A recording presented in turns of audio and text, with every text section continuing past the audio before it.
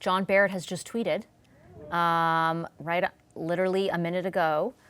I'm going to read it out to you guys and I'll get reaction from you. I look forward to an exciting leadership race, and I will continue to remain a proud conservative activist and enthusiastically support the policies and principles of our party. I sincerely appreciate all the emails, phone calls, and offers of time and energy. When I left politics after 20 years of elected office, I committed myself to an equally rewarding career in the private sector. I'm incredibly happy with my post-political life and enjoy my work. I'm grateful for all the support that conservatives from across the country have offered in the past few weeks. Still, I want to provide some clarity that I will not be standing for leader of the Conservative Party of Canada. So a little bit of breaking news on the Power Panel's watch. John Baird, as Rachel correctly predicted just maybe 5 minutes ago. Round of applause. And Andrew too, I'm sorry, my apologies. Second place. Too bad Corey isn't here right now. You could really rub it in. So John Baird, basically going over here what we just talked about, Rachel, that flattered by all the calls of interest and the expressions of interest, but he seems rewarded by his private life and career in the private sector, and ultimately decided not to. So I'm guessing you're not surprised. I'm not surprised at all. I think he enjoyed the attention. I think there was a genuine push by a lot of people in the party to get him to run, and so he did seriously at least look into that and talk to a whole bunch of people. I don't think there was ever any real chance that he was going to make the leap.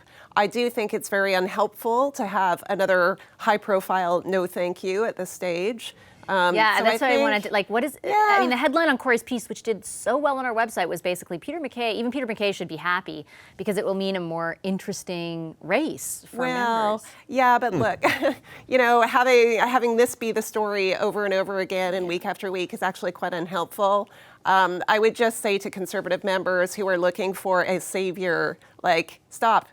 We've got some great candidates in the race already. Peter MacKay is fantastic. So is Aaron O'Toole. Marilyn Gladu is excellent. I think we should be focusing on those candidates and what they are offering, rather than looking for, the unicorn who's going to come out of the woodwork and save the party. What does it say, Andrew, that they're looking for that unicorn? Well, Rachel had me at just stop, which I thought was pretty good advice to them, generally. Stop being so negative, Andrew.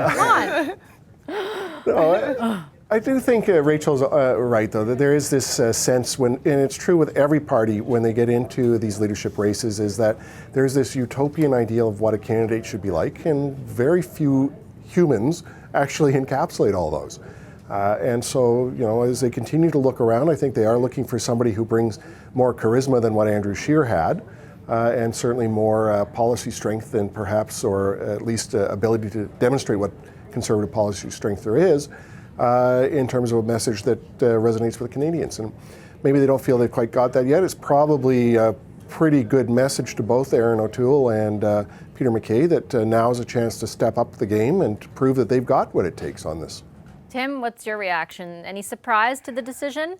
Well, no, I guess I'm not surprised. But look, I wouldn't have been surprised if you said yes either, to be honest with you, because it's always it's a tough choice between people who've made a decision for a private sector and then the possibility of having your hands on the levers of prime ministerial power is a very attractive thing too. But all that being said, I think this reflects a bit on frankly a problem that all parties have, which is you tend to actually think about your leader in the context of the last election, not the next one.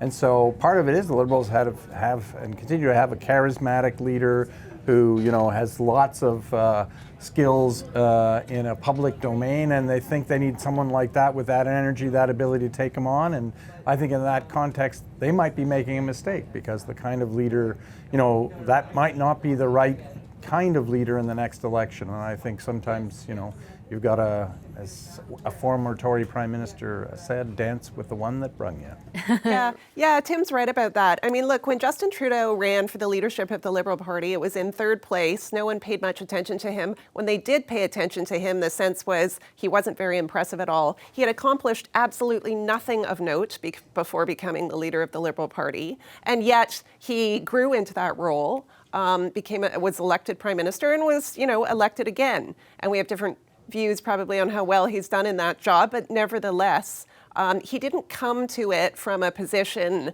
of, experience in politics, experience in the private sector. He really grew into that role. Jason, final word to you again on this second breaking news story that John Baird has announced he is not running in the Conservative leadership race. What do you think?